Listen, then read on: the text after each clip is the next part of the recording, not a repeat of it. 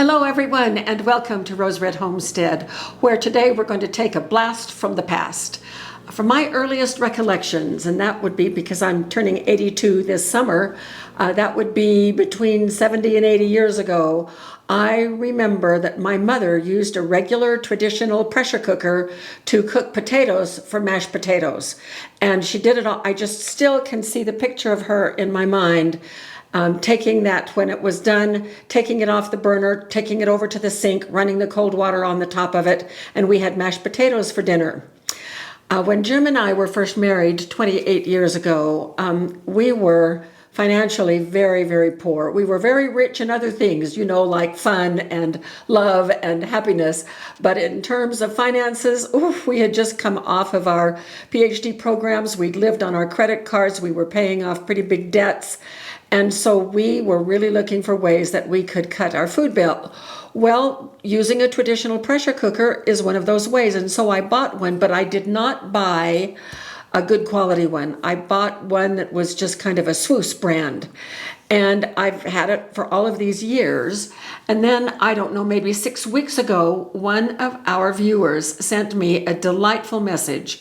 And she said, Pam, when we think about using fuel, if everything goes south and we have to do outdoor cooking or off-grid cooking, my Instant Pot isn't going to work. But I love to do pressure preparation of meals in my Instant Pot. Could you show us how to use a regular pressure cooker? Well, I hadn't even thought about that. I thought it was a brilliant idea. And so I pulled out my old pressure cooker that I bought 28 years ago. And there was something the matter with it, and I could not figure it out. I went online. I had lost the instruction book. And by the way, your instruction book, keep those. We lost ours in our move or it's misplaced. We very often get questions, especially about canning. Well, how do I do this and how do I do that? And we can't really answer that for your cookware because the answers are in this book. So refer to this book when you have a question about how your pot works. So I could not diagnose the problem I was having with my old pressure cooker. I went online and downloaded the only instruction book that they have, and the part of the pressure cooker that was malfunctioning was not even included in the newer models. And I couldn't buy a replacement part. Nothing was available. So it told me that there was probably a flaw that was messing things up. So I said, forget that. I'm not taking any chances. And I bought a brand new one. This time I bought a Presto. It arrived yesterday, which is why we're doing this video today. Presto brand I'm very familiar with. This is a 6-quart. I just washed it out with hot soapy water today, and I thought this is the perfect chance to show you what a traditional pressure cooker looks like in terms of its parts. Now, a 6-quart is a little bit small. When I was raising my family, I had an 8-quart, which was about right for our big family. But this one is easy for me to handle even with food. It has the traditional rack. If you do pressure canning, these parts are going to be very familiar. The lid has a gasket in it right here. This black gasket, and you can buy replacements if it gets all hard and doesn't do its thing anymore. This pressure cooker will outlast me. It's good quality. And this little black dot, it's an overpressure plug. Now, it pops up. You can see there that it pops up when the steam gets nice and full inside. It will pop this up. But another thing that it will do, it's just like the emergency plug on my Presto canner that we use. If it overpressurizes, if it goes beyond 15 and gets too much pressure, this will blow. And then mashed potatoes will be flung out of that hole and hit the ceiling because of the pressure on the inside. It is a safety feature. I've never had one do that, by the way.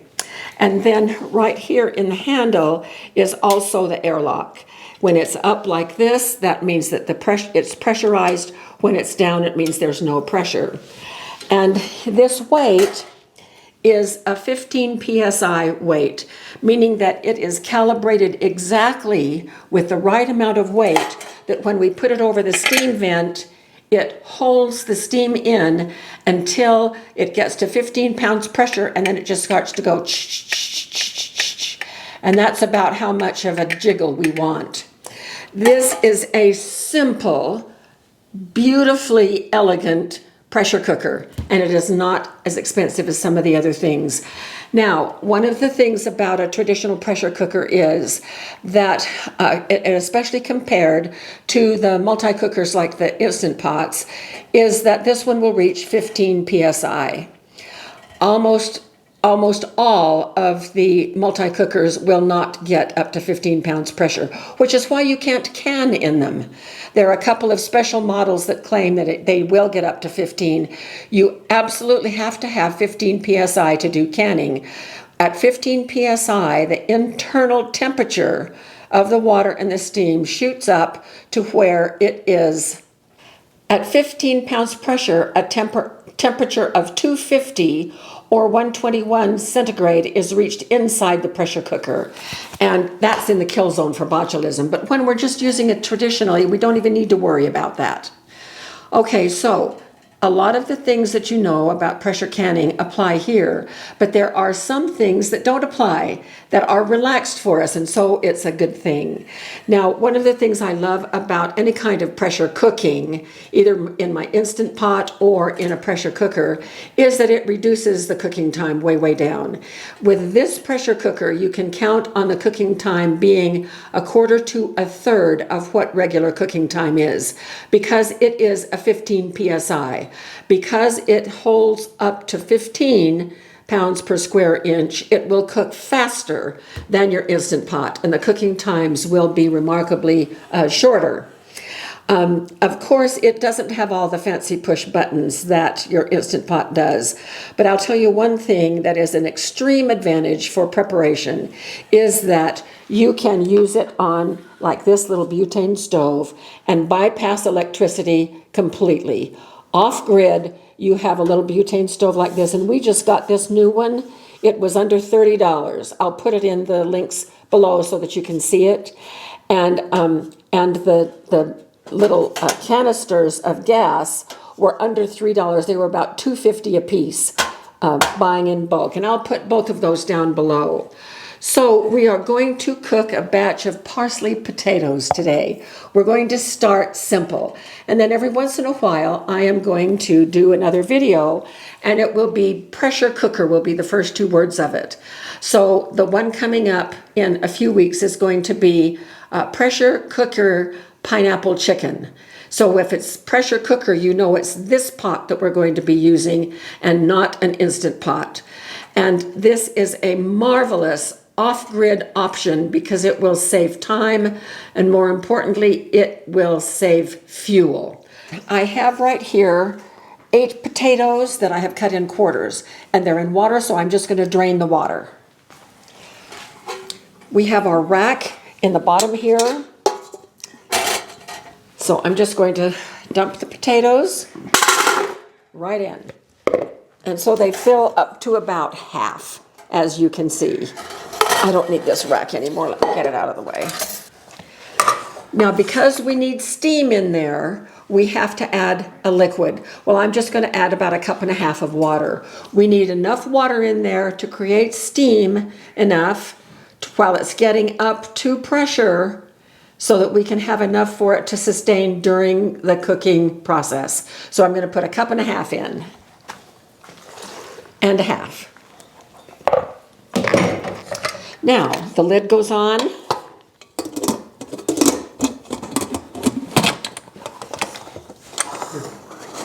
And it slides over to where the handles are now aligned. And we start with the weight in place. That is different than canning. So the weight is already over the steam vent. And we're going to put it right on our off-grid burner.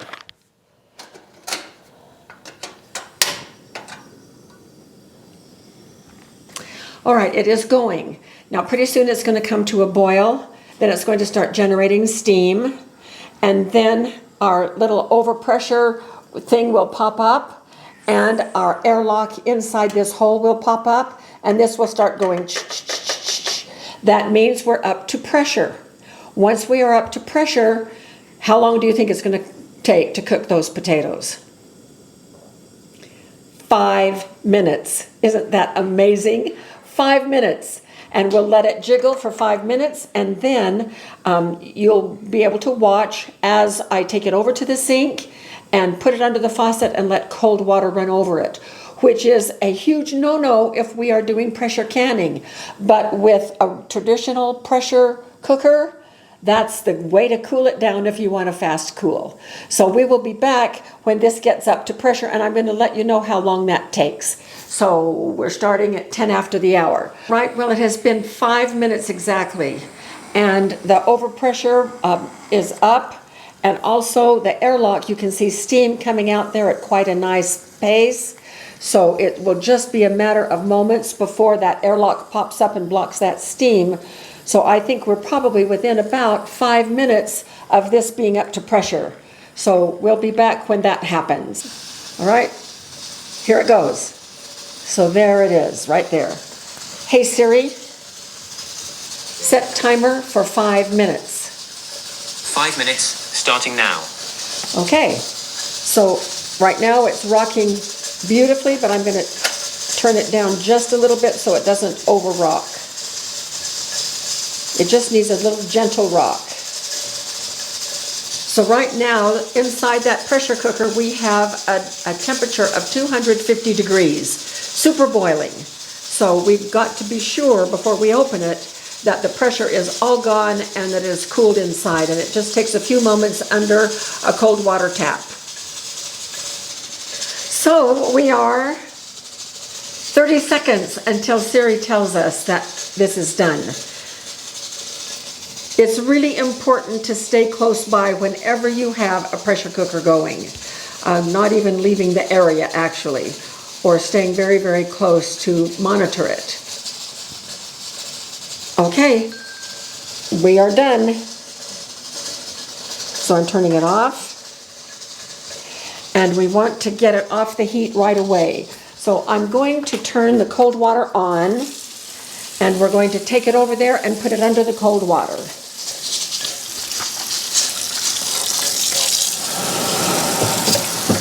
Now it's going to steam, and we're going to watch for the airlock to drop and also the overpressure plug to drop.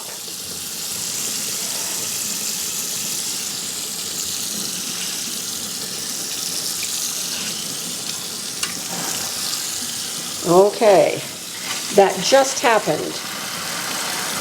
So let's lift this a little bit. And we're completely without pressure. So we are done. Let's bring it back over here and we will open it.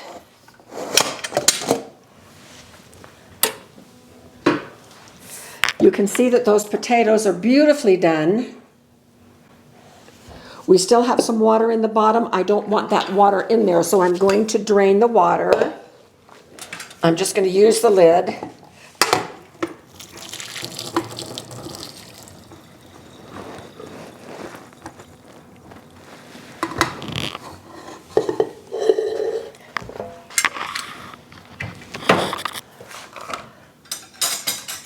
I'm going to dig in there and pull out the rack.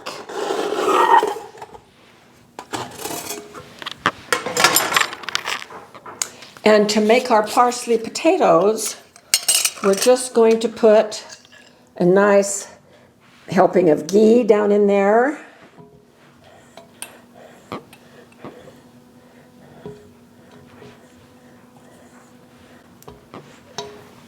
Finish that one off.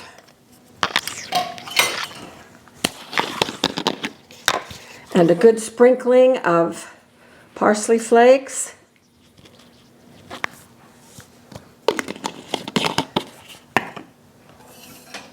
And that's what it looks like so far. And now we're just going to stir to make sure that those potatoes all get into the butter, which they just did.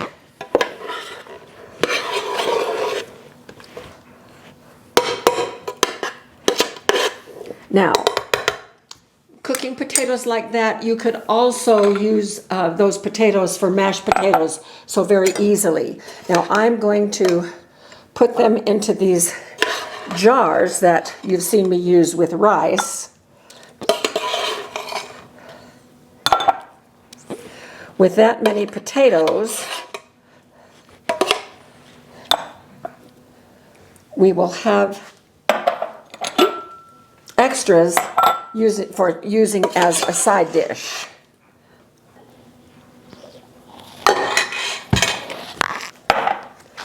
Now I'm going to pop lids on these and remove the little stopper so the air holes can be there and release the steam while they cool. And we will have now these in the refrigerator for us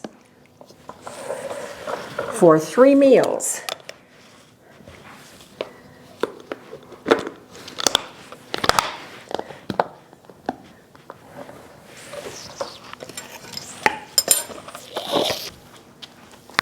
And now I'm just going to take a little taste and let you know how these are.